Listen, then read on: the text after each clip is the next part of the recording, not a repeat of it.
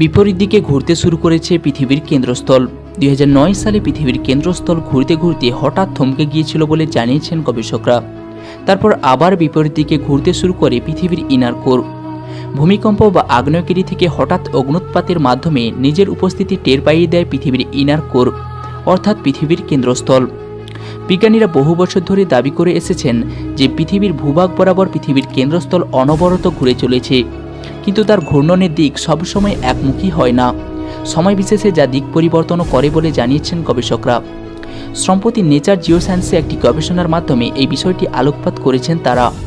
গবেষণার সঙ্গে জড়িত বিজ্ঞানী এবং গবেষকরা জানিয়েছেন যে পৃথিবীর কেন্দ্রস্থল একদিক থেকে ঘুরতে ঘুরতে হঠাৎ থেমে যাওয়ার পর হঠাৎ বিপরীত দিকে ঘুরতে শুরু করেছে। গবেষকদের দাবি, ঘড়ির কাঁটার দিকে পৃথিবীর কেন্দ্রস্থলের ঘূর্ণন শুরু হলে কয়েক বছর পর তা আবার ঘড়ির কাঁটার বিপরীত দিকে ঘুরতে শুরু করে।